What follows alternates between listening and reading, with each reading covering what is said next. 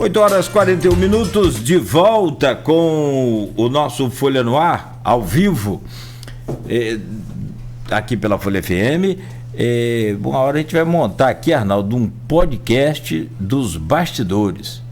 Depois de falar com a Aloysio, né, pra gente montar aqui um podcast dos bastidores. A conversa dos bastidores aqui, ela é muito bacana. Durante o intervalo, né? Bom, voltamos no oferecimento de Proteus, serviços de saúde e medicina ocupacional, qualidade certificada ISO 9001-2015, Unimed Campos, cuidar de você, esse é o plano. Laboratórios Plínio Bacelar, 80 anos de tradição, agora com a clínica Plínio Bacelar Vacina, uma clínica especializada em vacinação. Programa de hoje conversando com o professor Alcimar Ribeiro Chagas, economista e professor da UENF, aqui no nosso programa. Volto com você, meu caro Arnaldo, para abrir esse bloco, por gentileza. Nogueira, eu vou deixar esse último bloco para a gente trazer as perguntas do grupo também, são perguntas não só para o economista, mas para o professor da UENF, Alcimar. Vou começar com o reitor, então, né? Vou começar aqui com o Raul Palácio. Caro professor Alcimar, parabéns pelo trabalho que você realiza frente ao NUPERJ. Qual a importância do desenvolvimento do capital social para o desenvolvimento regional de maneira estável? Obrigado, nobre reitor. Muito obrigado pela pergunta. A pergunta é bastante interessante, né? Nós, ao longo da nossa discussão, nós falamos o tempo inteiro aqui sobre a necessidade de participação, né? De articulação, enfim, empoderamento da sociedade, né? Empoderamento da sociedade, que hoje é totalmente dependente, né? Na verdade, o que isso representa? Isso representa exatamente um baixo padrão de capital social na nossa sociedade. Esse capital social é essa capacidade de aglutinação mesmo, entendeu? Essa incapacidade, né?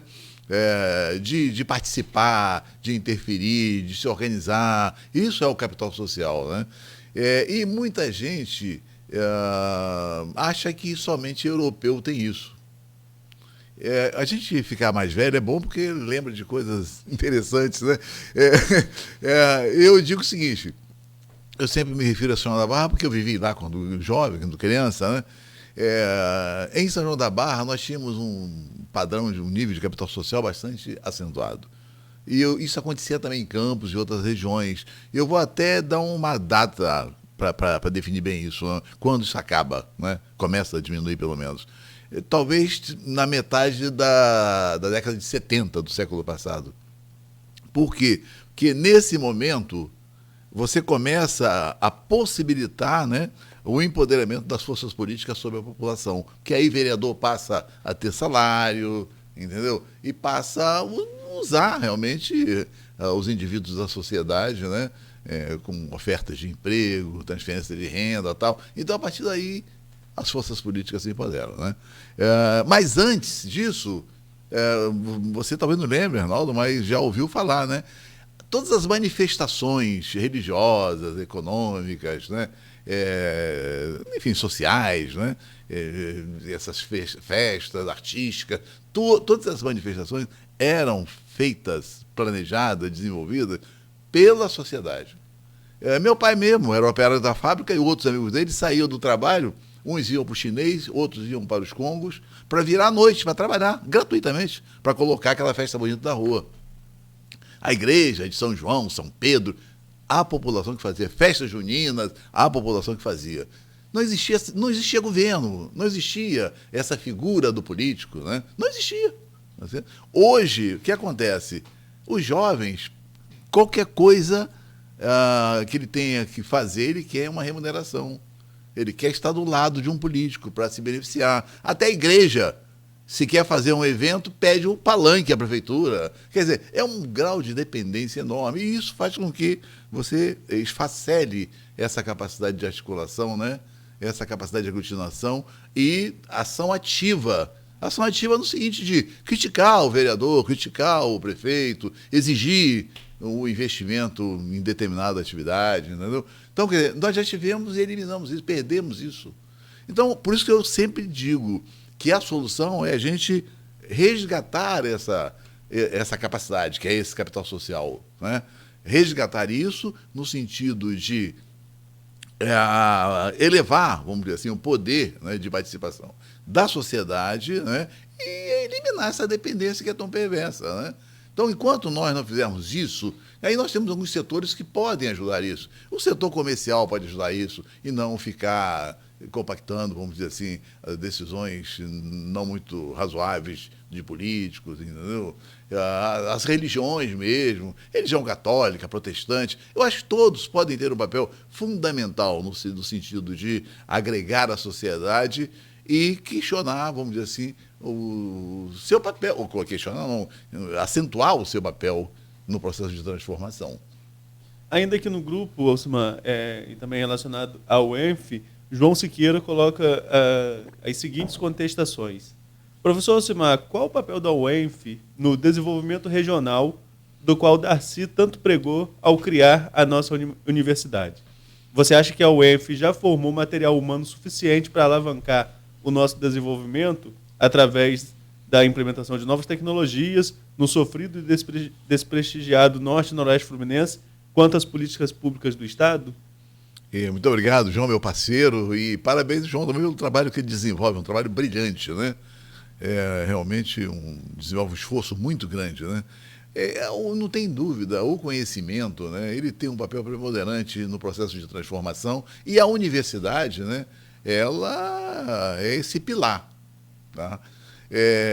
Mas eu diria o seguinte, essa discussão sobre capital social, capacidade de articulação, etc., etc., a gente muitas vezes tem uma certa dificuldade, mesmo no contexto da organização, né, da própria universidade, né, em que muitos pesquisadores muitas vezes preferem, né, conduzir as suas atividades mais individualmente e tal, mas existe no contexto da universidade um potencial fabuloso de conhecimento que, se for tratado como deve ser tratado, né, integrado naturalmente, tem a capacidade de contribuição muito forte, até porque todos os problemas que nós falamos aqui, né, que existem de fato, esses problemas, né, eles precisam ser pensados de forma sistêmica, ou seja, a partir, né, da integração desses diversos conhecimentos. Então, do momento que nós, né, entendermos que juntos somos muito mais fortes do que individualmente, nós vamos poder dar uma contribuição muito maior. Aliás, eu tenho conversado isso com o João, a gente vem discutindo, e com o próprio Raul mesmo, né? A gente vem discutindo sobre essa interação, essa integração. A formação do João, todas as especialidades dele, entendeu? O projeto que ele trabalha na universidade, e o meu, desculpe, se nós integrarmos isso junto com outros conhecimentos, ciência do homem, né, a agropecuária, que é necessária a integração dessas diversas disciplinas, dos diversos conhecimentos. Nenhum problema ele vai ser solucionado a partir de um conhecimento específico, né? É preciso integrar. E aí nós temos realmente todo esse potencial lá dentro para uma contribuição efetiva. Eu digo sempre que é necessário pensar a forma de agir. Se nós entendermos essa questão, nós vamos avançar muito mais. Ontem conversávamos aqui com representantes da FAPERJ, né, sobre editais que tem de incentivo e apoio ao desenvolvimento de programas, enfim, de projetos. Uhum. E lembrávamos que naquele painel que o Nogueira citou, lá à época da eleição, tínhamos alguns pontos convergentes. Uhum. Entre eles, a agricultura como potencial econômico regional, que precisa ser melhor cuidado, e continua essa demanda, e outra era um melhor aproveitamento do polo universitário que Campos se tornou. E aí eu questionei, aqui até o Raul comentou lá na hora também, mas eu questionei aos representantes da FAPERJ se o muro da universidade ainda estava muito alto para a sociedade, se o que se produz não fica dentro da universidade e não falta chegar mais para a sociedade, de maneira geral. Então, vou repetir a pergunta a você. Hoje, em relação ao que tem sido acontecido, que tem sido estudado dentro das nossas universidades, há uma interação com a sociedade de maneira geral? Esse muro está um pouco mais baixo? Olha, eu diria que todos nós temos essa dificuldade, né, dessa interação maior, né? A universidade, não vou negar que alguns pesquisadores realmente preferem, né, desenvolver a sua atividade mais individualmente, produzindo paper, etc., ficando lá dentro, né?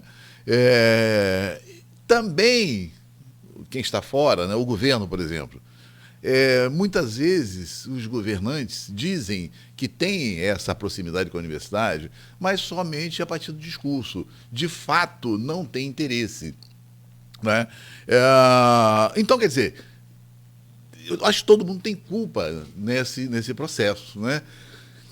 E a universidade é evidente que ela precisa avançar nesse sentido, né?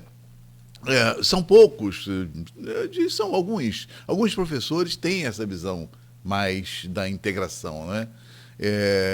E precisa trabalhar mais no sentido de trazer parceiros de dentro, né, para levar esses conhecimentos para fora, mas que depende também da boa vontade, do interesse de outros atores, especialmente os governantes. Se os governantes não tiverem interesse, né, por mais que você divulgue todo esse conhecimento, né, quem implementa são eles. Quem vai implementar uma política pública, por exemplo, são os governantes, não é o pesquisador, né? Tá certo? Então é preciso que haja boa vontade. E, mais uma vez, eu digo, esse debate, essa discussão, tem um papel fundamental, né, para, de alguma maneira, aproximar as pessoas, né, fazer com que elas tenham acesso a essa informação. Como diz o médico e professor Laí Ribeiro, o que é conhecimento é poder. Mas o que é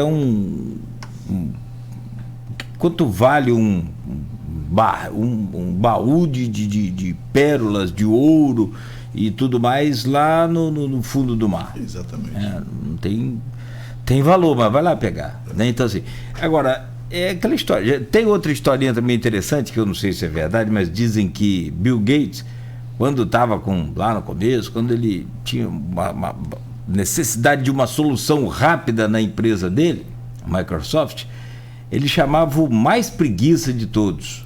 Por quê? Porque o preguiça, ele quer resolver o problema rápido e voltar a não fazer nada. Nesse caso, se aplica o EF, que não é nada preguiça, sim, pelo contrário, produtivo. Se quer resolver um problema da economia, chama os universitários. Se quer resolver um problema da agricultura, e aí eu acho que o Vladimir acertou muito e em cheio, tem lá um subsecretário que foi da pasta estadual. Sim. E tem um super técnico que é seu companheiro, o professor Almir, conhece tudo e muito mais de agricultura, e está conhecendo o município de Campos hoje muito mais de perto. Então, assim, acho que você quer dar cargo aos seus parceiros, mas aí é aquela história que você falou, entra a questão dos favores, né? Você quer dar cargo aos seus parceiros políticos, aos seus apoiadores, que dê cargo, mas não o que vai assumir a solução do problema. E tem um detalhe também, eu acho que não é só o cargo, né? Eu acho que além do cargo, a liberdade, né, para agir. E a gente tem uma história muito complicada aqui, de você cede o cargo, dá o cargo para um profissional, que muitas vezes você diz, pô, o cara é bom, é especialista no assunto, mas se o cara não tem autonomia, liberdade de orçamento para atuar, aí fica bastante complicado. E a agricultura é justamente uma dessas pastas assim, que nunca tem dinheiro. E é preciso pensar diferente. Não adianta, a forma que a gente pensa hoje, o formato de organização produtiva, ela não vai contribuir. É preciso pensar um pouco diferente. Meu querido professor Alcimar Ribeiro Chagas, eu quero muito agradecer aqui em nome de toda a equipe do Folha no Ar, também dos ouvintes, tenho certeza, pela visita, pela presença, pelo presente mais uma vez, que é o livro A Economia Fluminense, uma análise e também da conjuntura e as perspectivas, que é o melhor, né? Tá aí essa obra já lançada desde 2019. Desejar muita sorte, e a hora que estiver comendo aquele camarão lá, não esquece de chamar a gente, não fica só mandando foto não, né? Sim. Porque foto a gente já tem aqui. Aí sim. Obrigado, amigo. Muito obrigado, Cláudio, obrigado a todos os ouvintes, foi um prazer muito grande realmente. Esse exercício, volto a frisar, tem um papel importante no processo de transformação. Eu não sei se eu vou chegar a ver, né, essa transformação, que eu já estou um pouco velho, né? Mas, de qualquer maneira, é preciso, enfim, aprofundar essa discussão. Obrigado a todos. Bom dia. Lembro da folia de reis. Antigamente tinha folia de reis, cada um fazia a sua, né? Tinha Hoje, para ter folia de reis, tem que pedir. Vamos ver se a prefeitura ajuda. E a folia acabou. Presta o palco, a iluminação. Essa manifestação cultural maravilhosa que é a folia de reis acabou. Exatamente. É isso aí. Meu caro Arnaldo Neto. Agradecer ao professor Alcimar mais uma vez por participar com a gente, dessa vez presencial. Participou várias vezes dessa pandemia e que nós citamos aqui, né, colhemos alguns frutos dela, seja na questão da saúde, da educação, da economia também. E a torcida, porque no futuro a gente possa estar falando aqui de resultados, né, de melhorias e não só de perspectivas para a nossa região e para o país como um todo. Então tá certo. Professor Alcimar, fique à vontade, a gente vai só fechar aqui o programa. Tá, tudo bem. Com alguns comentários, o senhor nos honra com a presença aí. Tudo bem.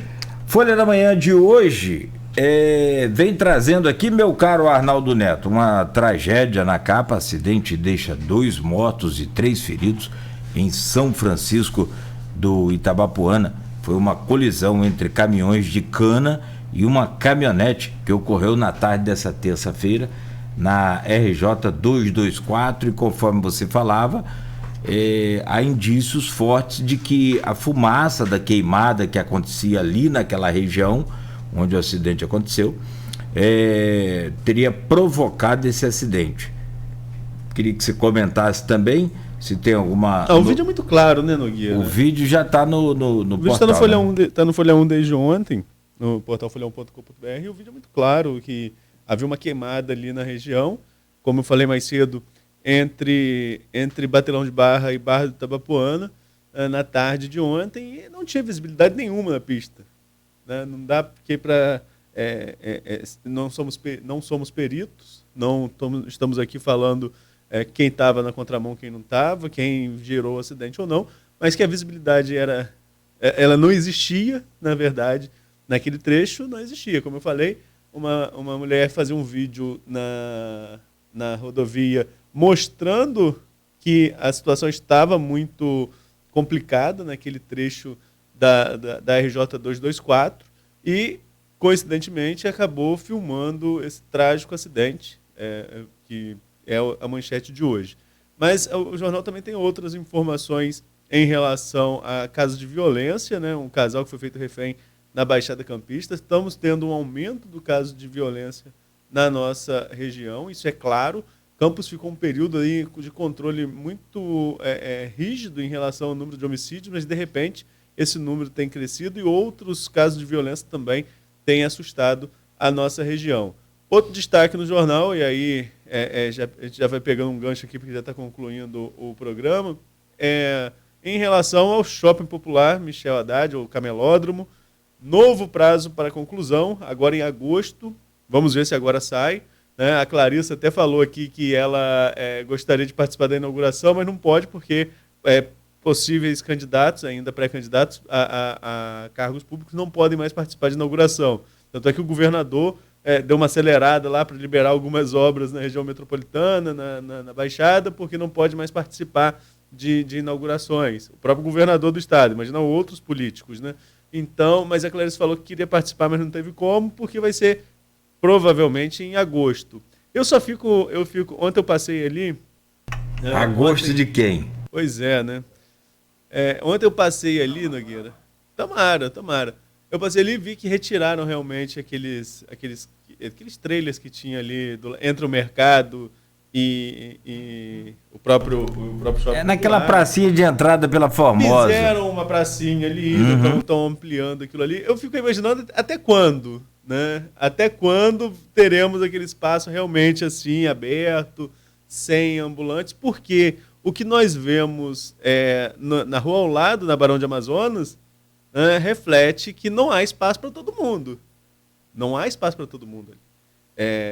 Há uma desorganização do trânsito e aí a gente entra num conflito. Já falamos sobre isso aqui, inclusive com guarda, com postura, que você entra num conflito. É você limitar as pessoas de trabalhar, né? Você não vai deixar a pessoa trabalhar ali naquele espaço, mas aí você tem também a organização do trânsito e você tem o comércio que é regulamentado, que paga imposto. Pô, o cara vai lá, bota uma banca de sandália na frente da loja que vende sandália, vai na frente da floricultura e bota uma banca de flores. É uma concorrência desleal, porque tem a carga tributária que o contribuinte paga, ele emprega as pessoas com carteira assinada e tem toda a carga com isso. Então, assim, é muito complicado, é uma situação muito complicada. E aí a postura, sobretudo, né, sem fazer defesa da postura agora, falava isso também com o Vitor Montalvão na época do governo Rafael e falaria com qualquer outro, a postura fica numa situação extremamente delicada, né? Porque se ela atua, ela é criticada porque está tirando a oportunidade de quem trabalha, né? Que a pessoa está tentando trabalhar e a postura não deixa. Se ela, por outro lado, não atua, ela é criticada pela desordem do trânsito e pelos empresários que estão sendo prejudicados pela presença daqueles trabalhadores informais na frente do seu comércio. Olha só que situação que fica. Mas precisamos tentar pelo menos um meio termo, né? Criar um outro espaço, Nogueira? Pode ser? Não, posso colocar aqui uma questão, que se for assim, olhar por esse ângulo, assim, se a postura, e você não está errado realmente, é criticada, né, e muito, mas se for olhar por esse ângulo, aí a postura é criticada porque vai coibir a venda de produtos, né, ilegal e tal. E aí é criticada porque não deixa trabalhar. Se for assim, eu vou montar uma rádio pirata para mim. Bom, vocês estão me proibindo de trabalhar. Se for assim, o Beto vai querer ser médico. Mas calma aí, vocês estão me proibindo. Eu acho que assim, tudo aquela história. O respeito vai até onde começa o meu, né? Então, assim, a outra área ali, Arnaldo, já chegou a ser cogitada, sim. Já chegou até a ser cogitada aquela área que a Rosinha tentou transferir a feira do mercado municipal para poder reformar a feira. Aquilo ali é um negócio muito, muito, muito complicado. Então, e o Camelô e o Shopping Michel Popular, né, Michel Haddad, ele está maior do que o projeto inicial. Olha como é que é essa demanda aí. Justamente. Né? Mas vamos ver, vamos esperar concluir e vamos ver se funciona. Agora, para a gente fechar, vamos falar um pouquinho de política. Já falamos sobre política econômica, falamos sobre esse percentual de remanejamento.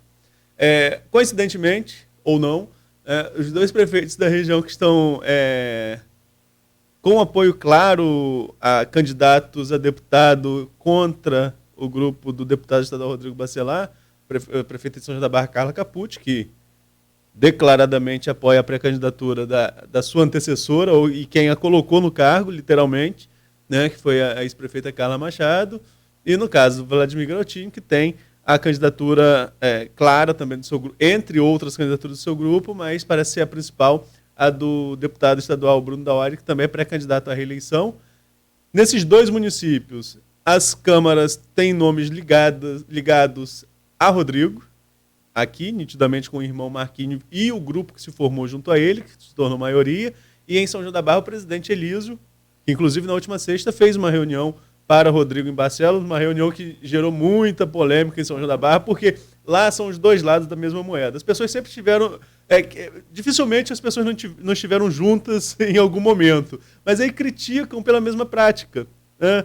Por exemplo, a pessoa que estava fora do governo quando Carla fez uma diminuição dos custos, e fez realmente no início desse governo, tanto é que a nova prefeita tem feito nomeações porque tinha espaço para isso, de tantos cargos que estavam vagos. Quando essas pessoas estavam fora do governo, criticavam.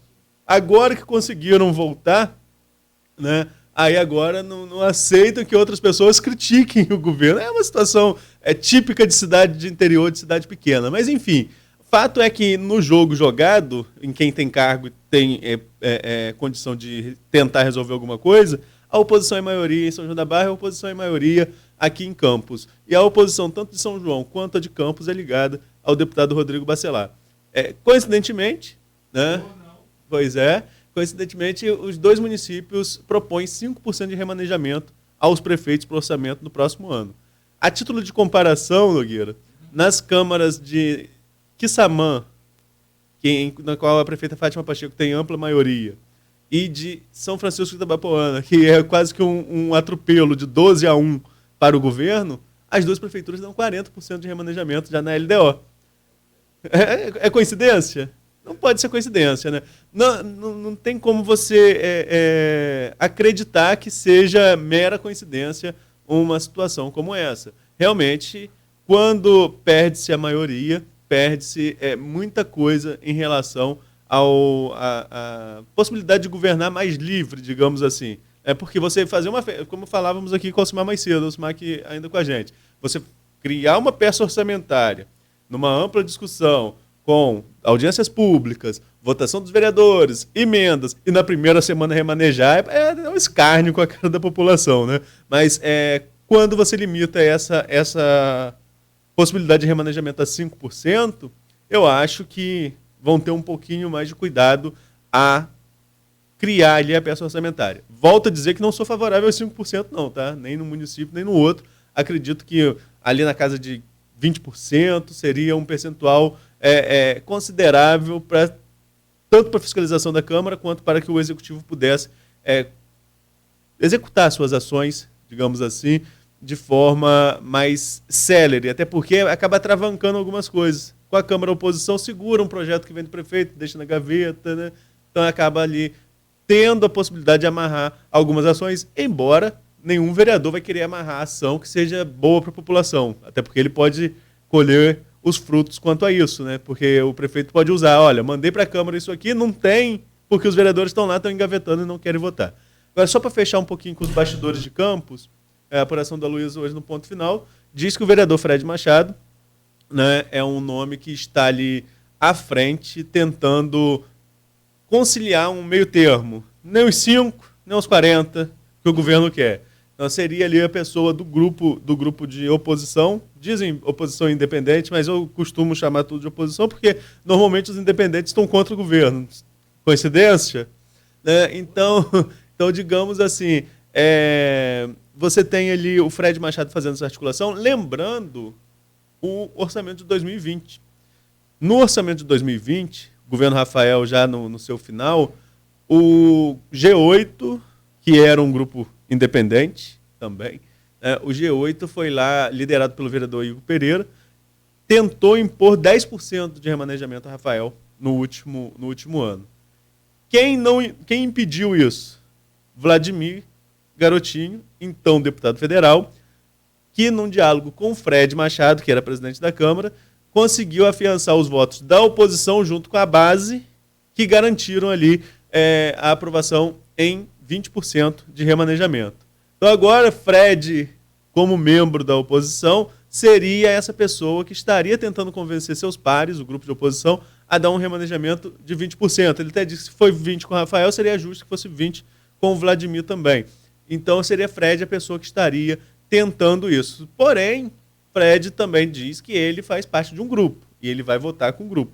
Se não conseguir convencer o grupo, vai passar aí os 5%. Passando os 5%, Nogueira, a LDO ainda é uma lei, como diz, de diretrizes, não é o orçamento. Você tem um momento em que o prefeito pode vetar essa lei, essa emenda. Só que ele veta o artigo, ele veta o texto todo. Ou seja, ele vetando fica sem remanejamento nenhum. Tanto para o Executivo quanto para o Legislativo. E aí, para quebrar o veto dele, me parece precisam de 17. 2 terços que são 17. Aí não tem. E aí a oposição não tem para derrubar o veto. Mas se ele veta, foi o que eu conversei com os juristas ontem, se ele veta, ele não veta a emenda, ele veta o texto. Veta tudo. Vetando o texto, ele fica sem remanejamento. Entre nada e 5%, olha como é que esse 5% fica grande. É uma situação que vai ainda dar muito... A situação de Vladimir, em vários pontos, ninguém gostaria de estar. A gente falou isso com ele aqui. E nesse caso, tanto São João da Barra quanto Campos são muito parecidas, né? E nós temos aí julho, agosto, setembro, outubro, novembro, dezembro, 5 meses pela frente para tentar reverter alguma coisa entre a LDO e a LOA. Será que consegue? E 2020 entrou sem orçamento. Lembra? 2020 começou sem orçamento. Sem orçamento por conta dessa pendência aí. E Fred foi o protagonista, que ele era o presidente da casa também. Está no ponto final. Foi quem conversou com o Vladimir à época. Parece que ele ligou para Vladimir. Na verdade, já depois seria o inverso. O Vladimir que teria ligou para ele. Para tentar solucionar essa questão. E aí, com a bancada de oposição a Rafael naquela época, então... Né, nenhum nem outro ficou em 20%. Nem os 30% que o governo queria, nem os 10% que a oposição queria. Meio termo, 10%. Agora, só que olha só, era 30 e 10, agora nós estamos falando de 45. Qual seria o meio termo aí? É muito complicado. 20% seria o ideal. Está em 30% hoje, né? Essa verba de remanejamento. Vamos ver se os homens que lideram aí essa política do nosso município, né, tenham, né, bom senso e encontrem um caminho para o consenso aí dessa situação. A gente que fica aqui no muro, né, na cerca, né, como diz, olhando e acompanhando, nos resta torcer e cobrar dessas autoridades também, evidentemente. Por que essa redução tão grande, né? E para que 40% também? Então, cobrar dos dois lados, evidentemente. Arnaldo, é isso. Fechamos aí essa edição de hoje. Tem uma série de... saiu uma nova pesquisa aí, hein? O Globo acaba de divulgar aí, ó, a 13ª rodada mensal da pesquisa presencial Genial Quaest, sobre a corrida para o Palácio... Sem muitas alterações. Você viu aí? Eu não vi no Globo não, mas eu vi que alguém colocou no grupo, foi o... Luiz Inácio Lula... Você quer ler o percentual? Não, pode. Não, vai lá. Não, eu não estou com a pesquisa aberta. O ex-presidente Luiz Inácio Lula da Silva tem 45% das intenções de voto, primeiro turno. Em segundo lugar, o presidente Jair Bolsonaro, 31%. A vantagem agora é de 14%, né? Pontos percentuais. Era 16 em junho e 17 em maio. A margem está caindo, né? A margem de erro é de 2 pontos percentuais, para mais ou para menos, né? E tem aqui, vamos lá na sequência, com os novos resultados, o presidente Bolsonaro continua mostrando sua resiliência diante, porque o Bolsonaro, ele não cresce, mas também não cai, firme ali naqueles 29, 30, 31, com toda a situação de inflação, investigação de corrupção no Ministério da Educação, essa saída do ex-presidente da Caixa, não sei nem se já impactou nessa pesquisa aí, porque foi essa semana, né? O pré-candidato do PDT, Ciro Gomes, oscilou de 7 para 6. Simone Tebet, mesmo após o anúncio da aliança com o PSDB, aparece com 2%. E o mesmo resultado de André Janones, do Avante. Pablo Marçal, PROS, marca 1%, e outros pré-candidatos não pontuaram. Esse ano me parece que são 12 pré-candidatos, né? Mas já está cristalizado demais essa polarização. A terceira via, a chamada terceira via, né? Não conseguiu firmar um nome. Só um ponto muito fora da curva, uma coisa, sei lá, a prisão de alguém, a morte de alguém, algo assim, para trazer um novo personagem para furar essa polarização. Hoje, pelo que as pesquisas indicam, a grande discussão é se teremos ou não segundo turno. Particularmente, já falei aqui, volto a repetir, acredito que sim, teremos segundo turno.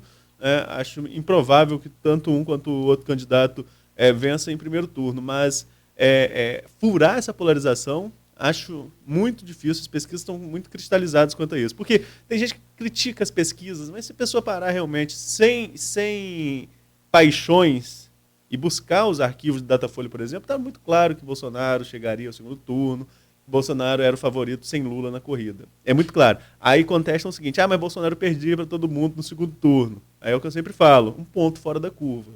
A facada, a tentativa de homicídio contra o atual presidente é um ponto fora da curva.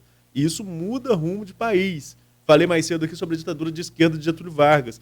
A ditadura de Getúlio só teve força, né? Só conseguiu sair do Rio Grande do Sul e chegar ao Rio de Janeiro devido ao assassinato de João Pessoa, né? Que hoje dá um nome à capital da Paraíba, mas que foi assassinado na rua naquele momento, na década de 30, e aquilo fortalece o movimento da Revolução e que leva Getúlio ao poder, instaurando uma ditadura, a Era Vargas, na década de 30. Que, volto a dizer, só teve força devido a um crime. Um crime muda o rumo do país. Um acidente, por exemplo, do Eduardo Campos, fez Marina a candidata com a maior possibilidade de furar aquela polarização PT-PSDB. Só não levou porque PT e PSDB, naquele momento, se uniram para destruir a imagem de Marina. Senão Marina chegava no segundo turno e venceria a eleição facilmente contra Dilma. Posso transformar numa proporção menor, mas não menos assim significativa desse fato fora da curva? Em Italva, eleição de 1990. Então você emancipou em 86 de Campos, né? Em 1990 havia uma disputa grande ali, né, do Eliel Ribeiro contra o Elcio Gomes. Eram dois grupos naquela época também bem divididos. O Eliel tinha como candidato a vice naquela época o Saíde Tano José. Aliás, muito conhecido aqui em Campos também, a família. E aí, num acidente, acho que indo para Pádua, uma coisa assim, num compromisso deles lá, houve um acidente, o Eliel estava no carro, o Saíde também, o Saíde faleceu.